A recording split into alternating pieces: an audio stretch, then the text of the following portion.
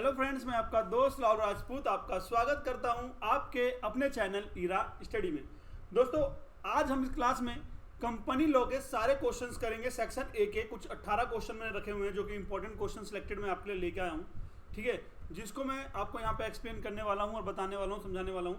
ये पेपर से पहले वीडियो बनाई जा रही है और पेपर के रिगार्डिंग जो कि हमारी एग्ज़ाम होने वाला है 13 मई को जो कंपनी लॉ का एग्जाम कोड K4001 उसके लिए है। ठीक है, यहाँ सेक्शन ए के कुछ इंपॉर्टेंट क्वेश्चन हैं जो सारे क्वेश्चन आपको यहाँ पे मिलेंगे। मैं कोशिश करूँगा कम से कम टाइम में पूरे के पूरे 18 के 18 क्वेश्चन को आपको एक्सप्लेन कर सकूँ बहुत अच्छे तरीके से और कोशिश कर सकूँ कि आप इस वीडियो के माध्यम से बहुत सारी बातें आप याद रख सकें। ठीक है, चलिए शुरू करते हैं और आगे बढ़ते हैं। हमारा जो सेक्शन है सेक्शन ए, इसमें होता क्या है भाई, मैं अगर आपको बता दूँ तो आपको बताता हूँ कि सेक्शन ए के अंदर जो होता है, अब समझो जो सेक्शन ए है ना, ये जो हमारा सेक्शन है इसमें एग्जाम में आते हैं 5 क्वेश्चन।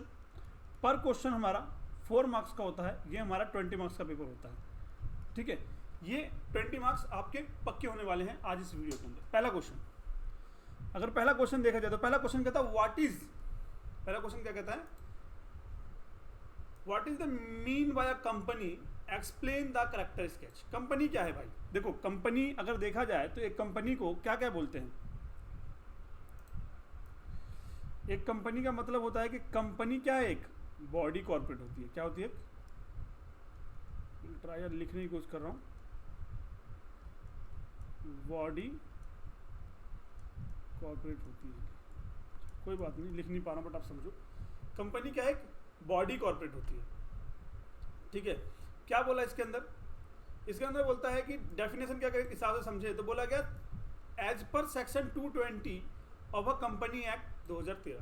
कहता है as per section 220 of company act 2013 क्या कहता है? कहता है company means a company incorporated under this act या एनी प्रीवियस कंपनी लॉ। मतलब कहता है कोई भी एक कंपनी जो कि इनकॉर्पोरेटेड किया गया हो, इनकॉर्पोरेशन किया मतलब रजिस्ट्रेशन किया गया है कंपनी का और बनाया गया है इनकॉर्पोरेट करके कंपनी के अंदर और कंपनी एक्ट के अंदर। ठीक है, या 2013 के अंदर जो कि अभी हम पढ़ रहे हैं, या 2013 तो आज तो बना नहीं, ऐसा तो है नहीं कंपनी आज बना, पहले भी है, 1956 का भी है। ठीक है, तो उससे पुराने भी हैं, उनके अंदर भी अगर कोई कंपनी इनकॉर्पोरेट किया गया, उनके उस टाइम पे भी अगर कंपनी इनकॉर्पोरेशन कराया गया तो वो भी क्या कहलाएंगी? कंपनी ही कहलाएंगी। ठीक है, ये बोलता है। ये देखो, कहता है company means a company incorporated under this act यानी प्रीवियस कंपनी लॉ। आज का इसका करैक्टर स्केच क्या है? करैक्टर स्केच भैया, करैक्टर स्केच ऑफ कंपनी क्या है? अगर क्वेश्चन आता है तो ये बोल सकते हो। बोला गया इनकॉर्पोरेटेड एसोसिएट्स होता है। ये कहता रजिस्ट्रेटेड अंदर कंपनी एक्ट। देखो, इनकॉर्पोरेटेड एसोसिएट का मतलब क्या हुआ, एसोसिएशन का मतलब क्या हुआ कि कंपनी अब पैदा नहीं होता, उसको इनकॉर्पोरेशन किया जाता है। कहाँ? अंडर कंपनी एक्ट के अंदर। बोला गया कंपनी क्या है? कंपनी इनकॉर्पोरेट एसोसिएशन होता है। ये क्या होता है? Artificial legal person. कंपनी क्या होता है? एक आर्टिफिशियल लीगल पर्सन होता है। आर्टिफिशियल लीगल पर्सन का मतलब क्या होता है? एक ऐसा पर्सन जो सांस नहीं ले सकता, जो खाना नहीं खा सकता, जो वोट नहीं डाल सकता, बाकी कोई भी एक जनन प्रक्रिया नहीं कर सकता है। ठीक है, बाकी वो सारे काम कर सकता है। सारे काम मतलब ये, अगर वो उसको कोई भी लीगल काम करना है तो वो कॉन्ट्रैक्ट कर सकता है। ठीक है, सामान को बेच सकता है, सामान को खरीद सकता है, अपने नाम पे प्रॉपर्टी ले सकता है, अपनी प्रॉपर्टी को बेच सकता है, अपनी प्रॉपर्टी किसी को भी ट्रांसफर कर सकता है। तो वो एक लीगल पर्सन है। पर्सन मतलब मैं और आप, लीगल पर्सन मतलब company board of body incorporation. ठीक है, वो कहते हैं आर्टिफिशियल लीगल पर्सन होते हैं जो company separate from the member. और एक याद रखना कि कंपनी क्या है? सेपरेट होता है अपने मेंबर से। कंपनी किससे होता है? सेपरेट होता है अपने मेंबर से। कैसे भैया? इसका मतलब ये होता है कि बोला कि कंपनी एक सेपरेट लीगल एंटिटी है, मेंबर रहें या चले जाए। कल को अगर मेरे पास आज अडानी के शेयर हैं, इसका मतलब मैं क्या हूँ? अडानी का मेंबर हूँ। ठीक है, बट कल को मैं शेयर बेच दूंगा तो मैं अडानी का मेंबर नहीं हूँ। समझ रहे हो? मतलब मैं रहूँ या मैं चले जाऊँ, पर कंपनी क्या होगी? हमेशा रहेगी। वो एक सेपरेट लीगल एंटिटी है। जैसे टाटा सर थे, चले गए, रतन टाटा जी थे, चले गए, पर क्या उनके जाने से कंपनी बंद हो गई? क्या टाटा कंपनी चल नहीं रही है? चल रही है। तो मेंबर थे, वो मेंबर थे, वो उनके जाने के बाद भी कंपनी क्या है? चल रही है। ठीक है, परपेचुअल सक्सेशन मैं आपको बता दूं। परपेचुअल सक्सेशन क्या है भैया? तो कहता है परपेचुअल सक्सेशन मतलब क्या होता है? कोई जिंदा रहे या मर जाए, कंपनी के डायरेक्टर जिंदा रहे या मर जाए, उसको कभी कुछ नहीं होता। क्या बोलता है? उसको कभी कुछ नहीं बोलता। ये बोला contingent life even member change, है ना, उसकी कंटिन्यूटली लाइफ होती है, ठीक है, मेंबर रहें मर जाएं कोई फर्क नहीं पड़ता, कंपनी रहेगी। बोला क्या? Common seal. कॉमन सील क्या है? ये एक ऑप्शनल होता है, जहां हम लोग साइन करते हैं वहां कंपनी अगर कोई प्रॉपर्टी खरीदेगी, कोई कॉन्ट्रैक्ट वहाँ क्या करेगी? लीगल साइन करेगी, बट ये ऑप्शनल है। इसकी जगह पे क्या होता है? अगर कोई डायरेक्टर जो कंपनी का ऑथराइज पर्सन है, डायरेक्टर है, ठीक है, कोई की मैनेजमेंट पर्सन है, वो इसको क्या कहते हैं साइन कर सकता है कंपनी के डॉक्यूमेंट्स पे, या एक ऐसा व्यक्ति जो बोर्ड ऑफ डायरेक्टर के द्वारा चुना गया हो वो भी की मैनेजमेंट पर्सन में आता है और वो भी साइन कर सकता है, ठीक है। बोला क्या? ट्रांसफर। अगला क्या है? अगला है ट्रांसफरेबिलिटी ऑफ शेयर। भैया सीधी सी बात है, can B transfer freely in a public company. अब यहाँ पे बोलोगे कि ये भैया ये पब्लिक कंपनी क्यों आया, कि मैं आपको बता दूं, आगे भी आएगा इसके बारे में बात आएगी, मैं अभी यहीं पे एक्सप्लेन देता हूँ। पब्लिक कंपनी वो कंपनी होती है जो अपने शेयर्स को ट्रांसफर कर सकती है बिना किसी रिस्ट्रिक्शंस के।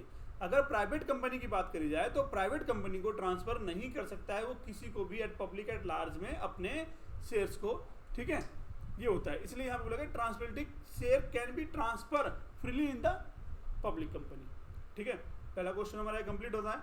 अब हम चलेंगे दूसरे क्वेश्चन पे। देखो वीडियो देख रहे हो ना, तो वीडियो अच्छी लग रही है, समझ में आ रहा है तो लाइक करो, सब्सक्राइब करो और अपने उन दोस्तों को शेयर करो जिनका भी 13 मई को एग्ज़ाम है, ठीक है। ये पहली वीडियो है, ऐसे ही दूसरी और तीसरी section A, section B, section C करके 3 वीडियो लाऊंगा, तीनों वीडियो लाऊंगा मैक्स टू मैक्स। तीनों वीडियो जो होंगी आपकी, अगर एक वीडियो को मैं 2 घंटे का ला देता हूँ, तीनों video max to max 6 hour का होगा। आगे पीछे हो सकता है कि भाई एक वीडियो 1.5 घंटे की हो तो एक 2.5 घंटे की हो जाए, कोई 3 घंटे की हो जाए, बट इससे ज़्यादा नहीं होगा। और ये 6 घंटे की वीडियो अगर आपने देख ली, नॉर्मल स्पीड में देखते हो तो वेल एंड गुड है, अगर 2 की स्पीड में भी देखोगे ना तो आपको समझ में आएगा और आपको मज़ा आएगा, आपको समझ में आएगा और आपको मज़ा आएगा और पेपर में बिल्कुल फोड़ डालोगे। मस्त जाने वाला पेपर, ये लिख लो मेरे से, पेपर बहुत अच्छा जाने वाला। अब ये आपको डिपेंड करता है कि आप कैसे काम कर रहे हो और कितना फॉलो कर रहे हो, और पेपर आपका अच्छा जाने वाला है। एग्ज़ाम में लिखते टाइम पे कंटेंट्स आपके दिमाग में बैठे रहेंगे। 1 से 2 बार, 2 से 3 बार वीडियो देख लो। 13 तारीख आने में, आज हमारे पास 9 तारीख है, 4 दिन है। आज ये वीडियो आ रही है, अभी आई है, अभी देखो, 2-1 बार और देखो, मज़ा आएगा, ठीक। चलो दूसरा question, right difference between the company and partners firm. भैया क्या पहला डिफरेंस तो लो का डिफरेंस क्या, ये कंपनी लॉ में हो गया है, या पार्टनरशिप क्या होता है पार्टनर लॉ में। आप यहाँ पे लिख सकते हो कंपनी एक्ट, है ना, क्या लिख सकते हो, कंपनी एक्ट लिख सकते हो।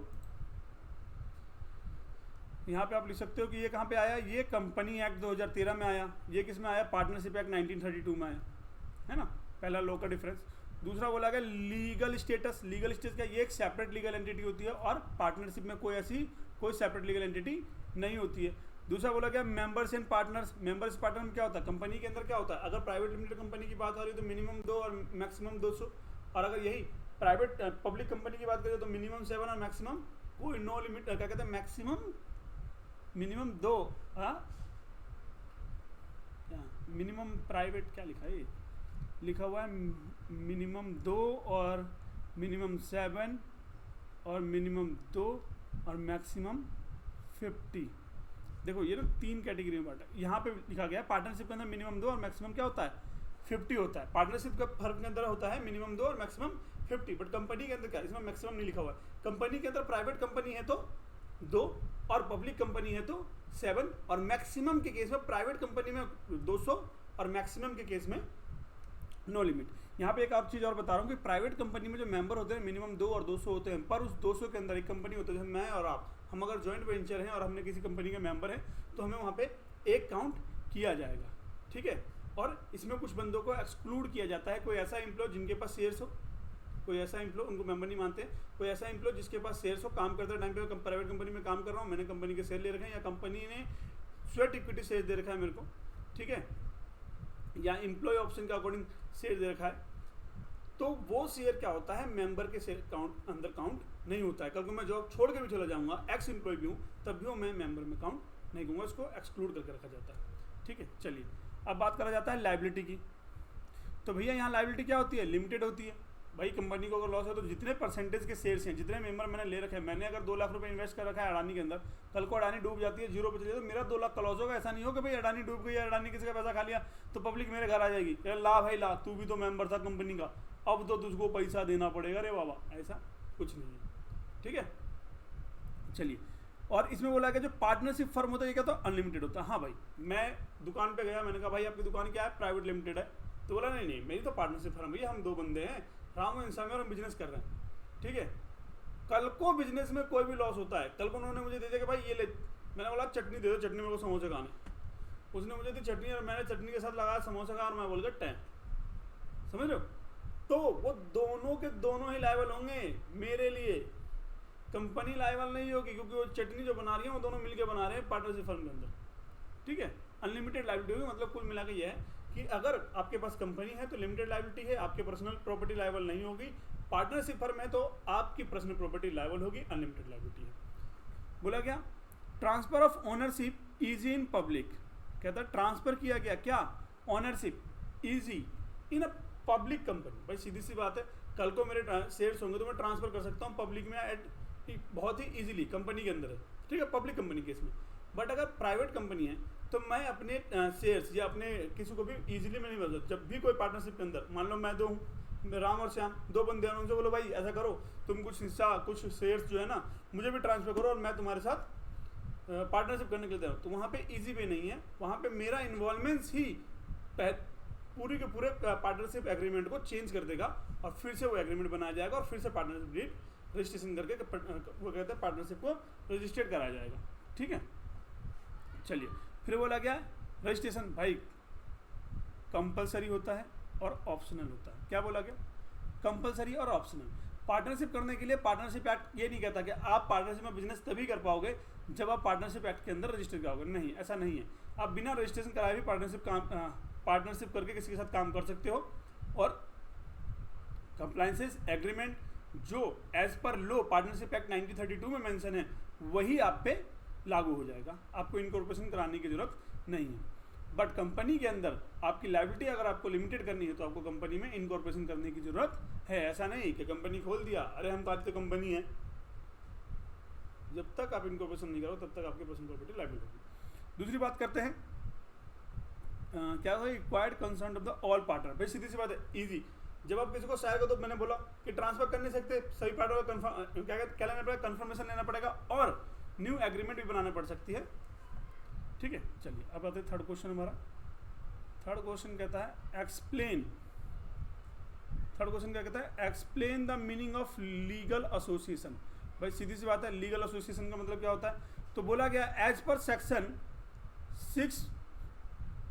464 ऑफ द कंपनी एक्ट 2013 कहता है a person associated with more than 50%, क्या कहते हैं, एक एसोसिएशन ऑफ मोर देन 50%, कहता है कम से कम उसके अंदर कितना होना चाहिए, 50% होना चाहिए, form to the profit making without registration as a company is a treated a legal association. क्या बोलता है कि 50 बंदे कंपनी इनकॉर्पोरेशन कर रहे हैं जो कि प्रॉफिट के लिए बना रहे हैं, और क्या कर रहे हैं कि वो कंपनी टर्मिनेट कर रहे हैं उसके लिए, 50 बंदे क्या कर रहे हैं, बिजनेस कर रहे हैं अपने प्रॉफिट के लिए, तो वो बोला जाएगा लीगल एसोसिएशन, ठीक है। हिंदी में भी इसको समझ लेते, क्या कहता है, अगर 50 से अधिक लोग बिना कंपनी के रूप में पंजीकरण कर व्यापार करें तो वह अवैध संगठन है ना, अवैध संगठन एसोसिएशन कहलाता है। सीधी सी बात, अवैध मतलब इलीगल, इलीगल एसोसिएशन, ठीक है, इलीगल एसोसिएशन हो गया, ठीक है। अच्छा, दूसरा बोलता है चौथा क्वेश्चन। चौथा क्वेश्चन क्या कहता है भाई आपका, कहता है define prospectus status in the content. Prospectus में बता दूं आपको क्या होता है। जब भी कोई कंपनी अपने शेयर इशू करती है तो प्रोस्पेक्टस लाती है, एक तरह का, जैसे अपने स्कूल में सुनो ना मैगजीन टाइप का, जिसके अंदर लिखा रहता है कि हमारे स्कूल में ये टीचर है, ये प्रिंसिपल है, ठीक है, हमारा स्कूल यहाँ है, स्कूल का एड्रेस, फिर बच्चे जो टॉप होते हैं उनका नाम, मतलब पूरा स्कूल के मैगजीन पूरी बायोडाटा होती है स्कूल के अंदर, कौन बच्चा टॉप आया, कितने बच्चे पढ़ाते हैं, कौन कौन से साइंस है, आर्ट है, कितने पे साइंस के बच्चे एडमिशन किया जाएगा, मतलब पूरी डिटेल। इसी तरह से एक प्रोस्पेक्टस है जो कि सेक्शन 270 में डिफाइन किया गया है, और देखो क्या कहता है, पढ़ो। प्रोस्पेक्टस मीन्स अ डॉक्यूमेंट्स, क्या बोला कि prospectus means a documents describe और issue a prospectus including any notice, circular, advertisement, inviting offer to public for the subscribe या purchase of any security of body corporate. क्या बोला गया? Any security of the body corporate. Security का मतलब मैं आपको बताता हूँ क्या होता है। अरे भाई, सिक्योरिटी का मतलब आपको बताता हूँ क्या होता है। सिक्योरिटी मतलब debenture, preference share, equity share, मतलब एक ऐसा डॉक्यूमेंट्स जो कि कंपनी इशू कर रही है पब्लिक एट लार्ज के अंदर, वहाँ से क्या फंड रेज करने के लिए। ठीक है, नीचे आओ, नीचे क्या कहता है? कंटेन एज पर सेक्शन 26, मतलब सेक्शन 26 बात करता है किसकी?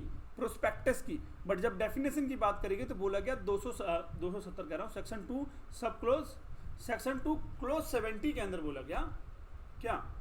किसके? डेफिनेशन को। डेफिनेशन क्या बोलेगा? Prospectus means any document. देखो मैं कोशिश कर रहा हूँ आपको पूरा का पूरा बताने का, पूरा का पूरा समझाने का, तो आप मेरे साथ प्लीज़ समझें, रिपीट कर लें या लिख लें या लिखने की कोशिश करें। ठीक है, कर सकते हैं। और अगर मेरे नोट्स आपको चाहिए तो मुझे कांटेक्ट कर सकते हैं। मेरे नोट्स अगर आपको चाहिए तो आप मुझे कांटेक्ट कर सकते हो। एक मिनट, मुझे कांटेक्ट कर सकते हो 9560 अरे यार बड़ा वो 9560503708। इस नंबर पे आप मुझे व्हाट्सअप कर सकते हो और आप मुझे कॉल भी कर सकते हो एज सुन एज पॉसिबल, मतलब जब चाहे आप कॉल कर सकते हो और आप मुझे कांटेक्ट कर सकते हो नोट्स के लिए। ठीक है, और कुछ नोट्स से पढ़ सकते हो। ठीक है, नोट्स आपके चार्जेबल होगा, मिनिमम चार्ज है आपका 199, ये मिनिमम चार्ज है। इसके अंदर मैं आपको पूरे एक सब्जेक्ट का मतलब कंपनी लोग के नोट्स को आपको प्रोवाइड कराऊंगा। ठीक है, अब बोला गया what is a private company give its features. ओ भैया प्राइवेट कंपनी हो, पहले ये बात कर लेते हैं। हमारा ये रह गया था क्या कंटेंट मेंटेन किया जाता है कि नेम और ऑफ एड्रेस ऑफ कंपनी। भाई प्रोस्पेक्टस में क्या डाला जाएगा? नेम किसका है? कंपनी का नाम है। डिटेल ऑफ डायरेक्टर, डायरेक्टर की डिटेल, डायरेक्टर डिटेल में क्या होगा? डायरेक्टर का नाम, ठीक है, डायरेक्टर का डिन number, director identification number, director का एड्रेस, ठीक है, उसके कितने शेयर्स इन्वॉल्व हैं इसके अंदर, वो purpose of issue, purpose of issue डाला जाएगा कि भाई जो मैं शेयर कर रहा हूँ, जो मैं इशू कर रहा हूँ, जो फंड मुझे चाहिए वो किस लिए चाहिए। मैं गाड़ी बनाऊंगा, मोटरसाइकिल बनाऊंगा, खिलौने बनाऊंगा, या किसी हॉस्पिटल से मेरा कॉन्टैक्ट है उसको मैं मेडिसिन सप्लाई करूंगा बनाकर, है ना। फाइनेंशियल स्टेटमेंट, फाइनेंशियल स्टेटमेंट में क्या क्या आता है भैया? बैलेंस शीट, क्वेश्चन आ सकता है आपका 4 नंबर में अलग से, इसलिए फाइनेंशियल स्टेटमेंट को यहाँ पे एक्सप्लेन कर चल रहा हूँ। बैलेंस शीट, ठीक है, कैश फ्लो स्टेटमेंट, CFS, ठीक है, P&L, profit and loss account, ये तीनों किसके पार्ट हैं? फाइनेंशियल स्टेटमेंट के पार्ट हैं। और इसके अंदर एक चीज़ और आती है, क्या आता है फाइनेंशियल स्टेटमेंट के अंदर? बताओ क्या आना चाहिए? कैश फ्लो स्टेटमेंट लेना, बैलेंस भी लेना, profit, security, equity share, EPS, equity and preference share ratio, ratio क्या लोगे? इक्विटी शेयर और प्रेफरेंस शेयर क्या उसकी रेशियो है, ठीक है। अच्छा, ये जो कैश फ्लो स्टेटमेंट है ना, आप इसमें लिख सकते हो कि कैश फ्लो स्टेटमेंट हर कंपनी को बनाने की जरूरत नहीं पड़ती है। जो कंपनी स्टार्टअप कंपनी हो, ठीक है, जो कि न्यूली इनकॉर्पोरेशन हो, वो कंपनी को कैश फ्लो की जरूरत नहीं पड़ती। डोरमेंट कंपनी को जरूरत नहीं पड़ती। सेक्शन 8 कंपनी और 1% कंपनी को जरूरत नहीं पड़ती। आगे आएगा सेक्शन 8 कंपनी या 1% कंपनी क्या होता है, तो मैं इसको एक्सप्लेन वहाँ पे भी कर दूंगा, बट यहाँ भी कर रहा हूँ, आप सुन लो और समझ लो। अगर आप सुन रहे हो तो आपको काम आ जाएगा। सेक्शन 8 कंपनी वो कंपनी होती है जो कंपनी इनकॉर्पोरेशन में तो रजिस्टर्ड होती है, बट वो नॉन प्रॉफिटेबल होती है। मतलब एक तरह का ट्रस्ट होता है सेक्शन 8 कंपनी, जो कि ट्रस्ट बेस पे काम करता है, प्रॉफिट के लिए काम नहीं करता है, ठीक है। और इन डिटेल हमारे पास अगर क्वेश्चन है इसके अंदर तो हम इन डिटेल में बात करेंगे, नहीं तो सेक्शन B के अंदर होगा या सेक्शन C के अंदर होगा तो हम आपको इसके बारे में बात करेंगे, ठीक है। चलो, बोला गया टर्म्स ऑफ इशू। भाई टर्म इशू करने के कंडीशंस, जो टर्म्स होते हैं भाई ये तरीके अंडर राइट्स, कि कौन ऐसी कंपनी है जो इसके अंडर राइट ले रहा है, जो कमीशन चार्ज कर रहा है कि भाई मैं तो इतने साल सब्सक्राइब कर लूँगा या सब्सक्राइब कर दूंगा। जैसे 5% कमीशन जो होता है वो कंपनी डिफाइन करता है। कंपनी कहता है कि जब भी आपको शेयर इशू करोगे, प्रोस्पेक्टस से बता रहा हूँ आपको, लिख लेना, यहाँ मैं लिख नहीं पा रहा हूँ, बता रहा हूँ इसलिए, ठीक है, कि जब भी कोई कंपनी प्रोस्पेक्टस इशू करती है तो उस पर लायबिलिटी होती है कि वो 5% जितने का पैसा भी उसने इशू किया 5% को अपने सेविंग अकाउंट में डिपॉजिट कराती है, और जो उसका कमीशन जो उसका जाता है अंडरटेकिंग कमीशन, वो 5% सिक्योरिटी शेयर कैपिटल के केस में, और 2.5% डिवेंचर या एनी बॉन्ड्स वगैरह के केस में उसको 2.5% देना पड़ता है। ठीक है, और इसमें एक कंडीशन और भी है कि जब भी कोई कंपनी प्रोस्पेक्टस इशू करती है तो उसको किसी एक एक्सचेंज में, जैसे सेबी हो गया स्टॉक एक्सचेंज ना, तो किसी एक, वो ऑल ओवर इंडिया में करेगी, ऑल ओवर इंडिया का वर्ल्ड में भी कर सकते हैं जितने भी स्टॉक ऑफ एक्सचेंज हैं, पर वो किसी एक एक्सचेंज जिसमें जितने में भी करेगी सबसे क्या होना चाहिए, उसको अप्रूवल होना चाहिए। बट अगर किसी एक ने भी रिजेक्ट कर दिया तो उस प्रोस्पेक्टस से वो कंपनी शेयर इशू नहीं कर सकती है। ठीक है, चलो अंडरराइटिंग मतलब बीमा, जो कि गारंटी देती है कि मैं अभी शेयर बिक जाएंगे उस तरीके के। चलो अब आता है हमारे पास what is the private company. क्या बोला गया, what is the private company give his features. एक बात बताओ, प्राइवेट कंपनी क्या होता है। मैंने आपको बताया प्राइवेट कंपनी में क्या होता है, दो और कितने, दो और क्या बताया, 2 और 200, यही बताया ना प्राइवेट कंपनी में 2 या 200 मेंबर। चलो यहाँ क्या लिखा हुआ ये पढ़ देते हैं। बोला गया एज पर section 268 of the company act 2013, private company means a company having a minimum paid up share capital. ठीक है, prescribe which restricted the transfer of shares. मैंने पहले बताया कि जो प्राइवेट कंपनी है वो क्या नहीं कर सकती, ट्रांसफर अपने शेयर्स को ट्रांसफर नहीं कर सकती, वो रिस्ट्रिक्टेड होती है, पब्लिक एट लार्ज में नहीं डाल सकती है।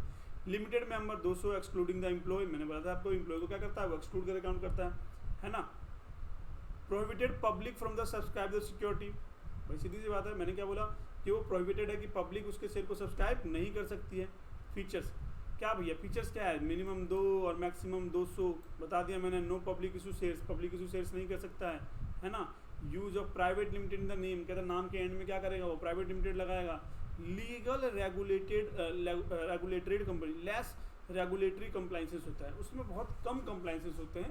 भाई पब्लिक कंपनी के अकॉर्डिंग प्राइवेट कंपनी में बहुत कम क्या होते हैं कंप्लाइंसेस। कंप्लाइंसेस का मतलब क्या हुआ, देखो यहाँ पे कंप्लाइंसेस का मतलब क्या हुआ, कंप्लाइंसेस से मतलब है कि जीएसटी रिटर्न्स, एमसीए की रिटर्न्स, मतलब मिनिस्ट्री ऑफ कॉर्पोरेशन पे रिटर्न फाइल करनी पड़ती है कंपनी को, quarterly, monthly, general, annual meeting, auditor, बहुत सारी ऐसी रिपोर्ट्स होती हैं जो कंपनियों को सबमिट करनी पड़ती है। तो जो प्राइवेट कंपनियों को कम होती है, सरकार को दी जाने वाली रिपोर्ट्स, स्टैट्यूटरी रिपोर्ट्स कह सकते हो, या फाइनेंशियल स्टेटमेंट्स के द्वारा दी गई रिपोर्ट्स को हम कंप्लाइंसेस कह सकते हैं।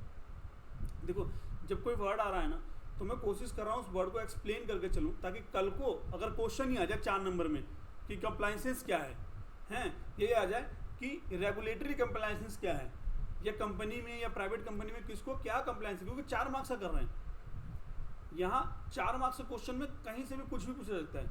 मैं इन 18 क्वेश्चनों के माध्यम से चाहता हूँ कि अगर 4 मार्क्स का क्वेश्चन कुछ बनाए तो कुछ तो यहाँ मैंने सिलेक्ट कर ही लिया है, बाकी उससे रिलेटेड अगर पूछा है तो वो भी मैं आपको एक्सप्लेन कर सकूँ और बता सकूँ इन डिटेल।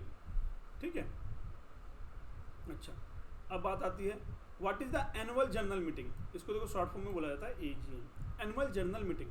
भैया जैसे मीटिंग करते हैं ना कंपनी के अंदर, कहते हैं ना कि बॉस क्या रहे, भाई जा रहे हैं हम तो मीटिंग में जा रहे हैं, इसी तरीके से एक मीटिंग होती है। तो कंपनी ये लिख के देती है, कंपनी एक्ट 2013 में लिखा गया है, कहाँ लिखा गया है, सेक्शन 96 के अंदर लिखा गया है कि भैया आपको कंपनी इनकॉर्पोरेशन करते टाइम पे करने के बाद 9 महीने के अंदर अंदर आपको एक एनुअल जनरल मीटिंग रखना पड़ेगा, एक एजीएम रखनी पड़ेगी, और हर साल विदिन 6 मंथ आपको एक एनुअल जनरल मीटिंग रखना पड़ेगा। और ये भी कहता है कि जब भी कोई एनुअल जनरल मीटिंग रखोगे तो उसमें 15 दिन का गैप होना चाहिए, 15 दिन मिनिमम, 15 दिन और या 15 दिन के बराबर का गैप उनके बीच में होना चाहिए। ऐसा नहीं होगा अरे भाई साल का एंड हो गया नहीं करा मीटिंग, चलो ऐसा करो कर लो, स्टार्टिंग में ही कर लो। तो आपको 6 महीने का कंडीशन भी फॉलो करना है, उनके बीच गैप भी रखना है इतना। ठीक है, अच्छा एक बार और बात बोली गई कि जब भी आप कोई एनुअल जनरल मीटिंग रखोगे तो आपके जितने भी मेंबर हैं सबको नोटिस पीरियड जाएगा। कब? 21 डेज इज मैंडेटरी। जब आप नोटिस पीरियड भेजोगे ना तो 21 डेज का क्या होना चाहिए, मैंडेटरी होनी चाहिए कि भाई 21 दिन से पहले आपको उनको बुलाना है। ठीक है, penalty for non compliances under section 99। इसके अंदर सेक्शन कहाँ एक पेनल्टी लिखी गई है, अगर ऐसा नहीं करती कंपनी तो क्या होगा, तो भैया इसकी पेनल्टी को कहाँ लिखा गया है, सेक्शन 99 में। अब भाई बोलोगे कि पेनल्टी बता दो सर कि पेनल्टी कितनी होगी, 200 होगी या 2000 होगी, तो पेनल्टी भी है, मैं वही बता दूंगा, आप याद नहीं रख पाओगे, इसलिए मैं उसको नहीं है यहाँ पे एक्सप्लेन करूँगा, पेनल्टी की बात ही नहीं करूँगा। ठीक है, पेनल्टी छोड़ दो, 4 मार्क्स में इतना लिख जाओगे बहुत है। ठीक है, बस इतना लिख देना कि आप पेनल्टी, ये आप 5 पॉइंट्स हैं, 4 मार्क्स में जब उन्होंने डायरेक्टली सिर्फ ये 5 पॉइंट में मेंशन करके आओगे ना तो आपको उस पर नंबर मिलेगा। ठीक है, चलिए अब आ गया व्हाट इज डिवेंचर। देखो डिवेंचर क्या है, डिवेंचर एक तरह का डॉक्यूमेंट्स होता है जो कंपनी इशू करती है पब्लिक को, और उस पर उसको क्या मिलता है, इंटरेस्ट, जो कि इंटरेस्ट रेट क्या होता है, एक फिक्स रेट होता है। डिवेंचर भी दो कैटेगरी के होते हैं, एक कन्वर्टेबल डिवेंचर, एक नॉन कन्वर्टेबल डिवेंचर। देखो कन्वर्टेबल डिवेंचर क्या होता है, नॉन कन्वर्टेबल डिवेंचर क्या होता है, समझना। जो कन्वर्टेबल डिवेंचर होता है ना, उसको कन्वर्ट किया जा सकता है, मतलब डिवेंचर को किस में डाल देते हैं, मान लीजिए डिवेंचर है, अब समझो कन्वर्टेबल डिवेंचर है। कन्वर्टेबल मैंने क्या बताया, डिवेंचर को दो कैटेगरी में बताया, एक होता है कन्वर्ट करने वाला, ठीक है, और एक बताया नॉन कन्वर्टेबल। तो जो कन्वर्ट करने वाला है ये कहाँ जा सकता है, ये शेयर में जा सकता है, ये शेयर्स में नहीं कन्वर्ट कर सकते हैं, ये हम शेयर में कन्वर्ट कर सकते हैं। अब शेयर में कन्वर्ट हम उसको करेंगे तो कहाँ करेंगे, यहाँ रिस्ट्रिक्टेड है बट यहाँ कर सकते हो, यहाँ करेंगे तो कहाँ करेंगे, हम उसको प्रेफरेंस शेयर या इक्विटी शेयर दे सकते हैं। ठीक है, हम उसको कन्वर्ट करके हम ये चीज़ें उसको दे सकते हैं। पर एक चीज़ समझना छोटी सी, ठीक है, क्लीन कर ले। बट हमारे पास क्वेश्चन क्या आया, डिवेंचर के बारे में पूछने के लिए।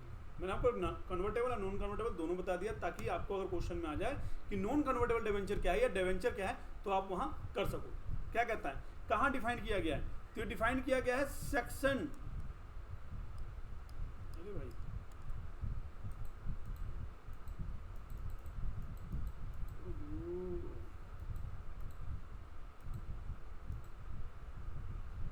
ये कहाँ डिफाइन किया गया है, सेक्शन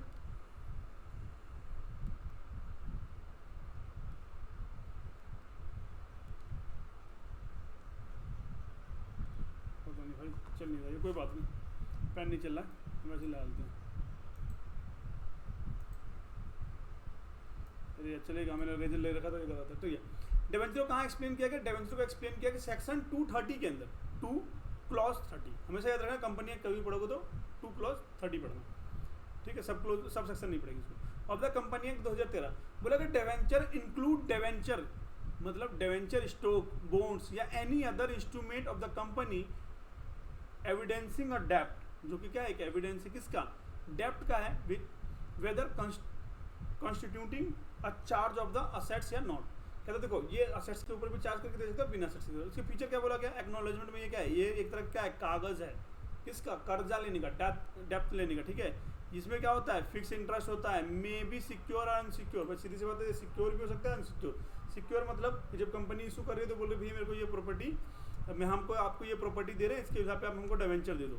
अनसिक्योर मतलब कि भाई हमें सिर्फ पैसा दे दो, हम आपको कुछ नहीं दे रहे।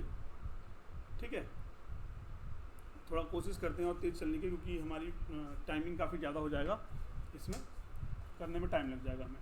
What is the doctrine of the constructive notice, ये डॉक्ट्रिन क्या है, कंस्ट्रक्टिव नोटिस क्या है, तो मैं आपको यहाँ देखूँ। कंस्ट्रक्टिव नोटिस को मैंने बहुत हिंदी में एक्सप्लेन किया हुआ है, कानूनी रूप से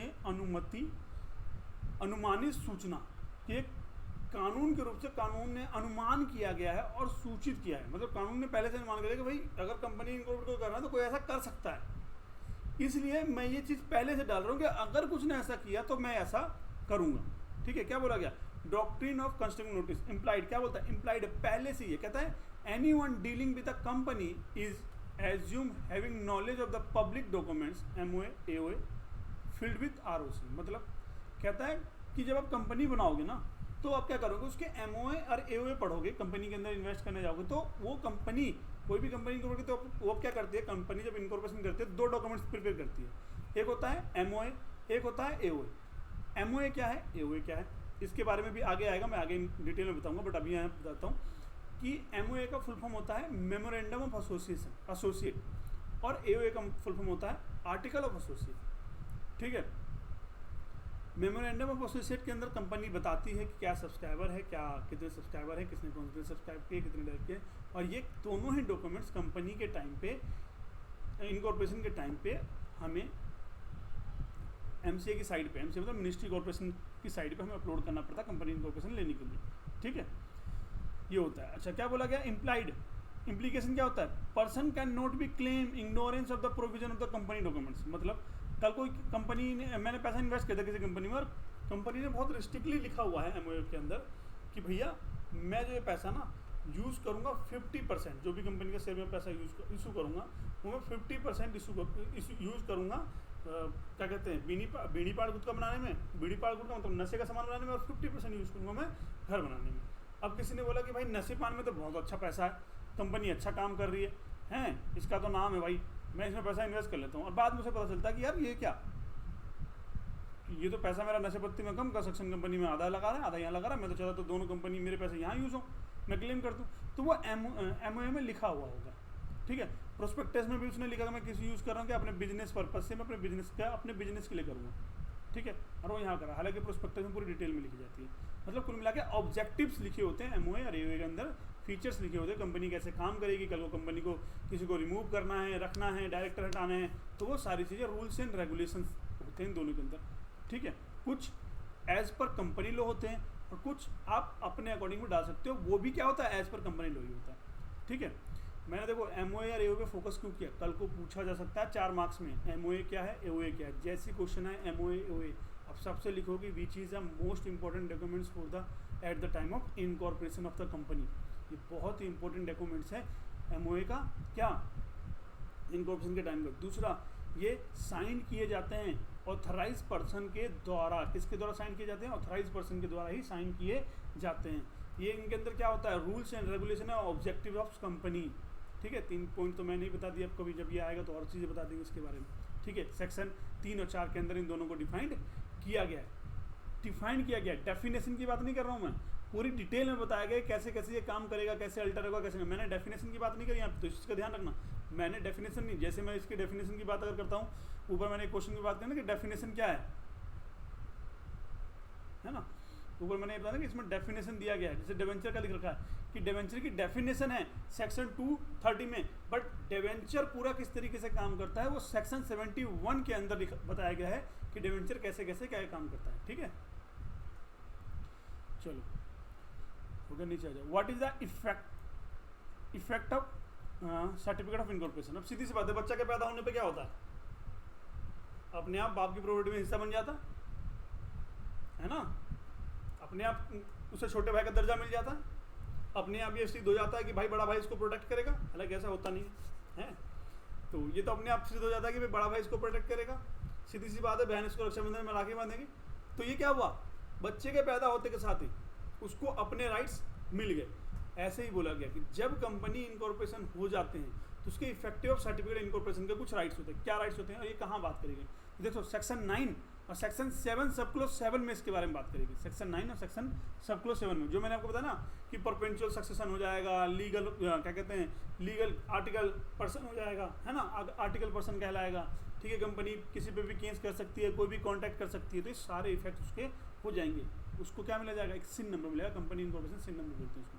देखो क्या लिखा हुआ है, as per section 7 sub section 7, यहाँ सब सेक्शन पढ़ेंगे, एज पर section 7 subsection Section 7 subsection 7 and Section 9 of the Company Act, once a certificate of incorporation is issued, the company comes into existence as a separate legal entity। क्या बोला उसने कि वो separate legal entity में आ जाएगा, और perpetual succession भी। Effect क्या होता है कि legal recognition हो जाएगा, perpetual succession हो जाएगा, rights to sue and to be sued। देखो ये पॉइंट लिखा हुआ है लीगल रिकॉग्नाइजेशन, इसके अंदर पॉइंट बना के लिख सकते हो कि एज पर कंपनी लो, ठीक है। उसको एक लीगल रिकॉन्सिलिएशन होता है, लीगल मतलब कोई भी लीगल डॉक्यूमेंट साइन कर सकता है, कॉन्ट्रैक्ट कर सकता है ना, किसी भी बिजनेस डील को साइन कर सकता है। साइन किसके द्वारा करेगा, कॉमन सील के द्वारा करेगा, ठीक है। परपेंचुअल सक्सेशन मतलब क्या हुआ कि भैया कंपनी के सारे डायरेक्टर मर जाए, सारे मेंबर मर जाए, ठीक है, नॉमिनी तक मर जाए, तब भी कंपनी बंद नहीं होती है, ठीक है। इसका बहुत एक अच्छा एग्जाम्पल है कि मान लो कि एक गाड़ी जा रही है, कंपनी इनकॉर्पोरेशन कर रखा है उन्होंने, ठीक है, उसमें 5 लोग बैठे हैं, 5 ही लोग में डायरेक्टर भी हैं, ठीक है, वही शेयर होल्डर भी हैं, वही मेंबर भी हैं, उन्हीं में नॉमिनी भी है, और वो भर के गाड़ी ख़त्म हो गई, तो क्या कंपनी बंद हो जाएगी? तो यहाँ पे इसका रिप्लाई होता है कि नहीं भैया, कंपनी बंद नहीं होगी। क्यों? क्योंकि उस नॉमिनी का जो लीगल रिप्रेजेंटेटिव होगा वही कंपनी को आगे रन करेगा। It is called to company, और इसको बोलते हैं भैया, यही है effect of company certificate of incorporation. और सर्टिफिकेट ऑफ इनकॉर्पोरेशन को क्या बोलते हैं? सिन नंबर बोलते हैं, जिसके अंदर कंपनी का नंबर मिलता है, सिन नंबर।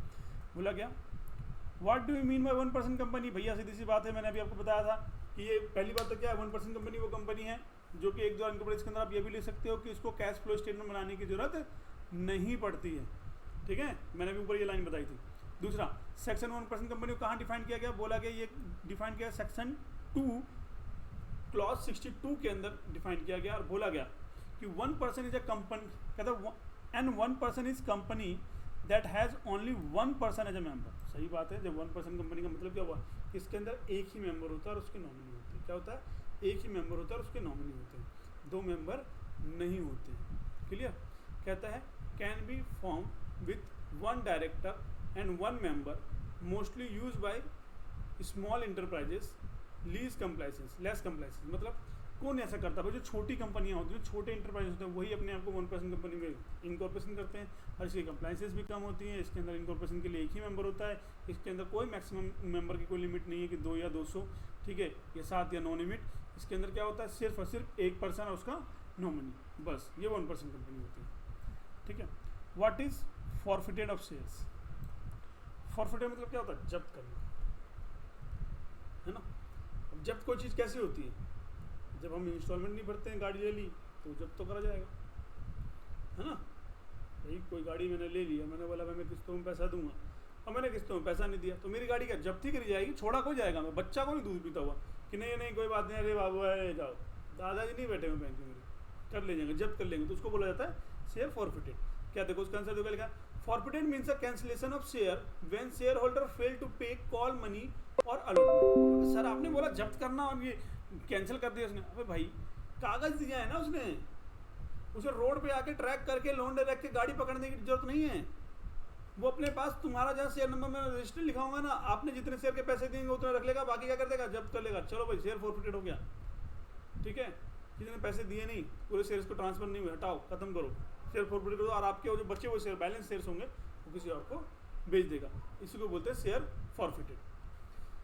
ठीक है। लीगल बेसिस क्या था, govern by the article of the association table of the company act. ये कहां से गवर्न किया गया, govern by the articles of association and table F of the company 2013। Table F क्या है भाई, टेबल एफ क्या है, तो टेबल एफ जो है ये डिफाइन करता है कि एओए, मैंने क्या बोला था, एओए नीचे भी आएगा और हर जगह आएगा, बार बार आएगा, तो एओए ये बोला ना, एओए आर्टिकल ऑफ एसोसिएशन के अंदर and table F of the company act के द्वारा ये गवर्न किया गया है कि अगर कोई पर्सन कंपनी के शेयर्स के कॉल मनी नहीं देता है, मान लो शेयर्स इशू किया गया, इसके अंदर 5 लेवल होता है, application, allotment, first call, second call, third call, final call, fourth call, जितने भी, उनमें से कोई भी एक कॉल के मनी अगर शेयर्स नहीं देता है तो कंपनी के पास राइट्स है।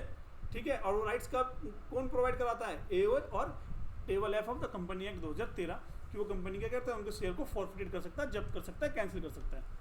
ठीक है, बोला जब्ती लिखा हुआ है, देखो हिंदी में भी लिखा हुआ है जब्ती, शेयर जब्त करना। फॉरफिटेड का मतलब भी पूछ लिया अगर 4 नंबर में, तो आप उसको भी लिख सकते हो कि इसका मतलब होता है शेयर जब्त कर लेना, और ये कंपनी लॉ के द्वारा गवर्न किया गया है आर्टिकल ऑफ एसोसिएशन में, टेबल एफ के अंदर कैसे फॉरफिटेड करते हैं। ठीक है। Share holder loss all rights, share holder सारे बात, सीधी सी बात है, जब शेयर ही नहीं कैंसिल होगा तो सारे राइट्स को लॉस कर लेता है। Company can reissue the share, सीधी सी बात है, मैं कोई अगर गाड़ी जब्त करके आ रही है, शोरूम में चले जाओ, जो गाड़ी जब्त करके दोबारा नहीं बेचा देता, सीधी सी बात है, जब्त कर लेता, बेच देता दोबारा, तो उसकी कोई राइट्स ही नहीं होते ना।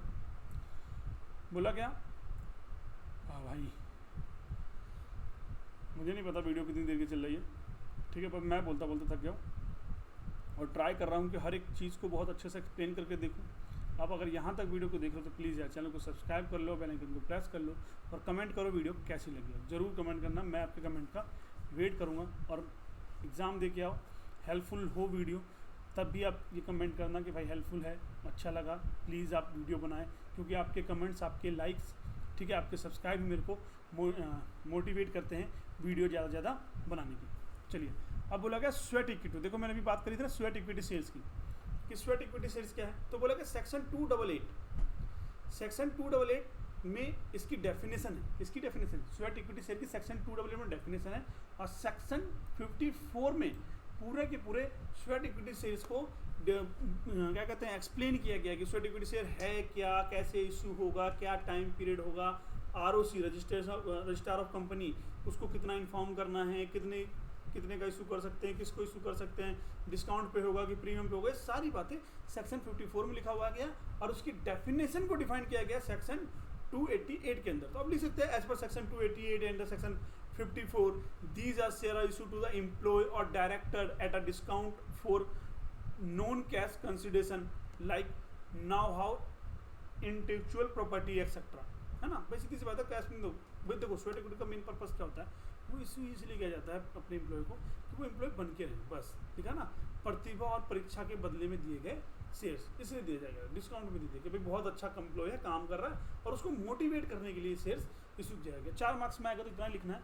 अगर ये 12 मार्क्स या 10 मार्क्स या 20 मार्क्स में आता है तो आप लिख सकते हो कि स्वेट इक्विटी शेयर वो शेयर्स होते हैं, ठीक है, जो क्या कहते हैं नॉन डिस्काउंटेबल शेयर होते हैं। नॉन डिस्काउंट पे इसको आपको इशू किया जाता है।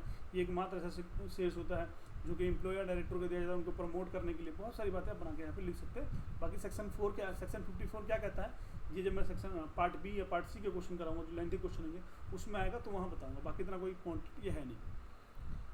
What is reconstruction? रिकंस्ट्रक्शन क्या है भाई? टूटी चीज़ को दोबारा बनाना, कंस्ट्रक्ट जो ऑलरेडी कंस्ट्रक्ट हो चुकी है उसको दोबारा बनाना, उसी को क्या बोलते हैं? रिकंस्ट्रक्शन। क्या कहता है? Reconstruction involve recognise a company structure. Recognise करता क्या करता है? कंपनी के structure, company assets, liability of and during the merger of review. Financial weak company, जो मतलब क्या कंपनी, मैंने क्या बोला, कंपनी तो इनकॉर्पोरेशन है, कोई बिल्डिंग तो नहीं है, मतलब अगर वो टूट रही है तो क्या पैसे की कमी से टूट रही है, फाइनेंशियल दिक्कतें हो रही है, तो उसको फाइनेंशियली दोबारा रिकंस्ट्रक्ट किया जाता है, उसी को रिकंस्ट्रक्शन बोला जाता है। अच्छा, इस पूरे को डिटेल में कहाँ लिखा गया है, कहाँ से डिटेल पढ़ते हैं? अब सेक्शन लिख दो। Section 230 to 240 of the company act, है ना, कॉम्प्रेशन है ना, अमलगमेशन, क्या बोला, कॉम्प्रोमिस एंड अमलगमेशन, ये क्या चैप्टर है जहाँ पे आपको ये डिफाइन किया गया और बताया गया कि कैसे कंपनी को बनाया जाएगा। आप बोलोगे सारी सेक्शन को भी डिफाइन कर दो। भाई सेक्शन बहुत बड़े हैं, ये एक सेक्शन ही ऐसे होंगे जिनको मैं बताना शुरू करूँगा तो आधा घंटा लग जाएगा। आप सेक्शन लिख के आओगे ना, एग्जामिनर आपको 4 मार्क्स देगा और हंसते हंसते देगा, कोई दिक्कत नहीं आएगी। तो सेक्शन याद रखना 230 और 240 construction of reconstruction. Define pre emptive rights. Pre emptive rights क्या होता है भाई, समझो।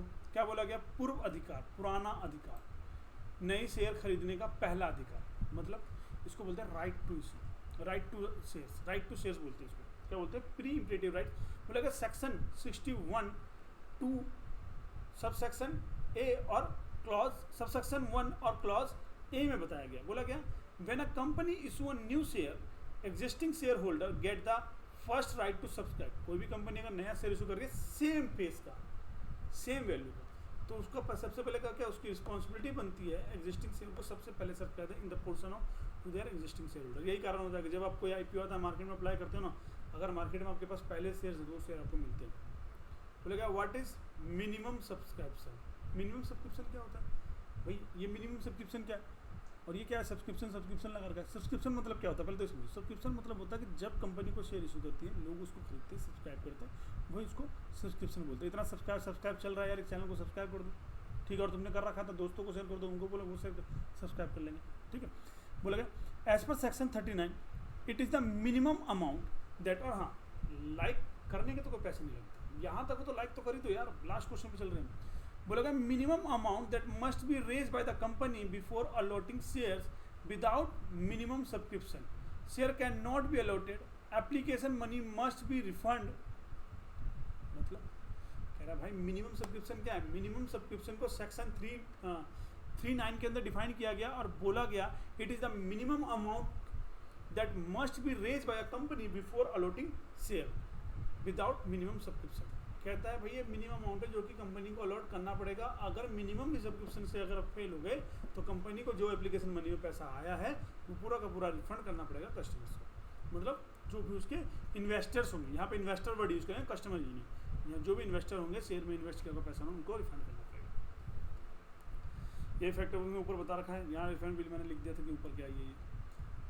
What do you mean? अब बोलोगे सर जब ये ऊपर था तो अब 16 लिख लेते यार, मैं वहाँ 16 लिखता, फिर इनको क्वेश्चनों की नंबरिंग करता, बहुत टाइम लगता भाई, बहुत टाइम लगा, बहुत मेहनत खुद करना पड़ता है। इसलिए मैंने सीधा एक रेफर कोड डाल दिया और मैं आगे बढ़ गया। ये 2 लाइन लिखना मुझे लगता है ज़्यादा मेरे लिए वर्थ इट रहा, ज़्यादा टाइम सेव किया। इसको पूरे को काट के पूरी नंबरिंग चेंज करना, ठीक है। चलो सेकंड लास्ट क्वेश्चन तक आ गए हैं और चैनल को सब्सक्राइब नहीं किया तो सब्सक्राइब कर लो मेरे भाई, ऐसे ही वीडियो मिलने वाली है। और इस बार का 4th सेमेस्टर मैं निकलवाऊंगा आपका 100%। अगर आप मेरी वीडियो देख रहे हैं, सुन रहे हैं, समझ रहे हैं और चीज़ें समझ में आ रही हैं और आप याद कर रहे हो और आ रही होंगी, 100% आ रही होंगी, ठीक है, कहीं कोई भी पॉइंट में दिक्कत आए मुझे कमेंट करो, मैं उसका रिप्लाई दूंगा। और चैनल को सब्सक्राइब कर लो। मैं भी बोल रहा हूँ लास्ट क्वेश्चन है, छूट जाएगा, नेक्स्ट वीडियो आएगी आपके पास जब आपको पता नहीं चलेगा। चलो, what do mean by government company? भाई गवर्नमेंट कंपनी वो कंपनी होती है जो कि गवर्नमेंट के द्वारा इनकॉर्पोरेटेड किया होगा, जिसके अंदर स्टेट गवर्नमेंट हो, सेंट्रल गवर्नमेंट हो, कोई भी लोकल अथॉरिटी हो, ठीक है, या फिर कोई एक ऐसी प्राइवेट कंपनी जिसके अंदर गवर्नमेंट के 51% मतलब मोर देन हाफ से ज़्यादा इन्वेस्टमेंट हो, तो वो क्या कहलाएगी? गवर्नमेंट कंपनी कहलाती है। बोलेगा सेक्शन 245 में डिपेंड किया company which 51 company more than paid up capital held by the central government, state government या कोई या बोथ या लोकल अथॉरिटी। यहाँ लिख देना, लोकल लिखा हुआ नहीं है। एग्जाम्पल ONCGL, सेल, भेल, ये सारी कंपनियां कौन सा? बोलोगे भेल कौन सा है भैया? भारत हिंदुस्तान इलेक्ट्रिकल लिमिटेड करके होता है भैया। सेल, ONGL, इसका भी फुल फॉर्म में कंपनी है, गवर्नमेंट कंपनी कहलाती है। गवर्नमेंट कंपनी मतलब सरकारी company. What is the cold up capital? अभी बोला था ना, पैसा मांगने गया नहीं मिला, तो उसी को बोलते हैं कोल्ड अप कैपिटल, कि मंगाया पर पैसा नहीं आया, या पेड अप कैपिटल कि भैया सारे पैसा आ चुका है। बोला कि सेक्शन 251 में कोल्ड अप कैपिटल की डेफिनेशन दी गई है। बोला कि part of subscription subscribe capital that a company has asked called share holder to pay. मांगने के शेयर होल्डर्स मतलब मान लो मैंने एप्लीकेशन इशू किया, मेरे पास ऑथराइज है, मैंने आर्टिकल ऑफ अथॉरिटी में डाल दिया, मेरे पास 10 लाख शेयर्स हैं जो मैं इशू करूँगा। 10 लाख में से 5 लाख मैंने एज ए पब्लिक में इशू किया, ठीक है। 5 लाख में से वो 5 लाख क्या होगा? वो इशू शेयर कैपिटल हो गया, ठीक है, 5 लाख। बट जब मैं मांगने गया उसके अंदर मैंने क्या बोला? मैंने कहा भाई पैसे दे दो। 5 लाख में से 2.5 लाख आ गया, वो पेड अप कैपिटल हो गया। 2.5 लाख मेरा पूरा का पूरा पेड अप कैपिटल। वो जो 2.5 लाख बटा उसमें से अगर मैं मांगने गया 2 लाख रुपए, तो उस 2 लाख में से जो पैसा मेरे पास आ गया, ठीक है, जो मैं मांगने गया उसको क्या बोलेंगे? Cold up capital. और मान लो अगर एक पैसा 1 लाख आ गया तो पेड अप कैपिटल दोबारा पेड अप कैपिटल में ऐड हो जाएगा। जो फेल हो गया वो फेल हो जाएगा, है ना, कॉल्ड फेल कहलाया जाएगा, उसी को हम फॉरफिटेड कर सकते हैं। तो कोल्ड अप कैपिटल कौन सा है? जो हम मांगने जाते हैं, ठीक है। कहता है cold up capital nominal value multiply number of shares called for the payment, इसी को बोलते हैं कोल्ड अप कैपिटल कैलकुलेशन करके। बस ठीक है दोस्तों, मैंने पूरी कोशिश करी इन डिटेल इन डेप्थ आपको क्वेश्चन समझाने की, और ये बहुत ही इंपॉर्टेंट क्वेश्चन है जो कि सेक्शन 1 के हैं। चांसेस हैं यहाँ से क्वेश्चन आने के। मैं ये तो बिल्कुल देखो एग्ज़ाम तो मैं बनाने बैठा नहीं हूँ, ठीक है, पर मैं 100% चांसेस तो नहीं, 99% चांसेस आपको देता हूँ कि यहाँ से भी क्वेश्चंस आएंगे, और बीच में जो मैंने चीज़ों को एक्सप्लेन किया है वर्डों को, उनमें से भी क्वेश्चन आएंगे। तो अगर आपने पूरी वीडियो को बहुत ध्यान से शिद्दत से सुना और समझा है तो आप सेक्शन ए को फोड़ के आने वाले सारा क्वेश्चन करने वाले। ठीक है, मिलते हैं नेक्स्ट वीडियो में जिसके अंदर मैं सेक्शन बी कराऊंगा, फिर सेक्शन सी कराऊंगा, और आपका company law paper number K4001 खत्म होता है। जय हिंद, जय भारत।